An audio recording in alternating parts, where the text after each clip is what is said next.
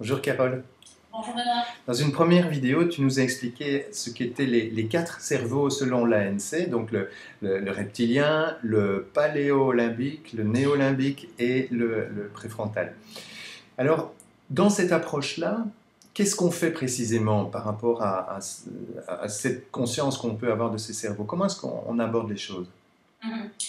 Quand quelqu'un va être dans son cerveau reptilien, c'est-à-dire qu'il va être soit en colère, soit dans la fuite par rapport à une situation, soit dans l'inhibition, on va pouvoir réagir différemment. Je vais vous donner l'exemple, par exemple, d'un adulte ou d'un enfant qui va être en colère, donc quelqu'un qui va s'énerver pour répondre efficacement. Au lieu de rentrer en lutte avec lui et de commencer à s'énerver, il vaut mieux lui dire: ah ben oui, je comprends que tu es vraiment en colère, donc c'est vraiment reconnaître l'émotion qui est là. Je comprends que tu sois énervé, je comprends que tu sois en colère, mais pour moi, voilà ce que je vis, voilà. Le plus important, c'est vraiment de reconnaître l'émotion. D'accord, donc de valider, De valider l'émotion. de Et valider là, tout de l'émotion. suite, vous allez sentir comme un ballon de baudruche qui se dégonfle, vraiment un apaisement, aussi bien pour un adulte que pour un enfant. Et ensuite, il y aura une discussion possible. Donc ça, ce serait pour la lutte. Oui. Pour l'inhibition, là, je vais donner par exemple un exemple d'un enfant ou d'un ado qui est complètement déprimé, ou qui se dit j'y arriverai pas là, pour les examens, c'est l'enfer, je suis nulle, c'est la cata, je suis toute seule, je me sens complètement perdue. Mais c'est important à ce moment-là de les accompagner, de dire mais qu'est-ce que je peux faire pour t'aider, ou qu'est-ce que je peux faire avec toi, qui se sentent entourés, qui se sentent aidés, au lieu de lui dire mais t'inquiète pas, tu vas y arriver, ou mais qu'est-ce que t'es nul. Voilà, plus on va dans ce schéma-là, plus on s'éloigne de lui, alors que quand il est dans l'inhibition, plus on va lui dire t'inquiète pas, qu'est-ce que je peux faire pour t'aider, pour t'accompagner. C'est vraiment faire avec, faire ensemble et essayer de le rassurer. D'accord, plutôt et aussi, pareil, vous allez voir vraiment dans le comportemental, là c'est vraiment aussi automatique. Donc relever, au lieu de forcer une autre stratégie reptilienne en disant mais enfin bats-toi un petit peu, oui, on va plutôt valider la position reptilienne qu'on a. Voilà. Super ça.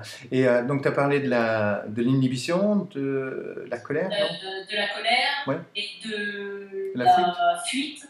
Donc la fuite, c'est quelqu'un qui va partir en claquant la porte, par exemple. Là aussi, on va reconnaître l'état d'énervement dans lequel il est. À chaque fois, c'est un peu la même chose, c'est vraiment reconnaître l'état dans lequel la personne va être émotionnellement, ce qui fait qu'elle va se dire ah bah, enfin, je suis comprise, je peux être comprise. Et après, il y a discussion, même si on n'est pas d'accord avec lui, au moins on valide l'état dans lequel il est. Donc c'est validé et en même temps c'est particulièrement respectueux comme manière d'aborder les choses, parce qu'on pourrait imaginer avec les neurosciences et les TCC que c'est plutôt bang bang, un peu mentalisé en fait comme manière d'appréhender les choses, mais pas du tout en fait. Non, pas du tout, pas du tout. C'est vraiment, oui, encore une fois, reconnaître ce qui se passe chez l'autre. Et on va faire la même...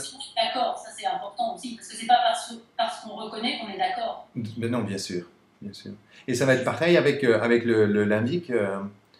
Avec le limbique, donc quand on est bloqué dans une émotion, ou quand on est bloqué par des croyances, ça va être de dire ah bah oui, j'entends là, j'entends cette petite voix, mais comment est-ce que je pourrais penser autrement? Donc il y a là aussi des exercices qui s'appellent par exemple les pensées alternatives, ou des petites phrases qu'on peut se dire qu'est-ce que j'en penserais dans 10 ans finalement, est-ce que c'est si grave, ou qu'est-ce qu'en penserait le petit martien là, qui est sur sa petite planète.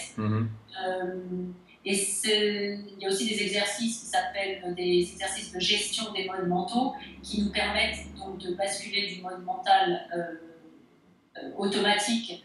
Donc il y a 6 dimensions dans ce mode mental automatique, et qui nous permettent donc de basculer dans le mode préfrontal. Il y a également 6 dimensions. Donc le mode mental automatique, je t'expliquerai rapidement. Au niveau du mode mental automatique, on est plutôt dans la routine, dans la rigidité, dans la simplification des choses, dans tout ce qui est certitude, empirisme et image sociale, alors que dans le mode mental préfrontal, là on va justement être dans la curiosité, dans l'adaptation, dans la nuance des choses, dans la relativité, la réflexion et l'opinion personnelle.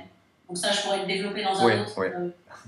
Très intéressant, donc sur la manière de mieux comprendre où on se situe dans nos réactions comme ça, et de pouvoir ouvrir, mais avec quelque chose qui est intéressant, effectivement, c'est valider ce qui est là et respecter ce qui est là pour pouvoir ouvrir vers des nouvelles pistes.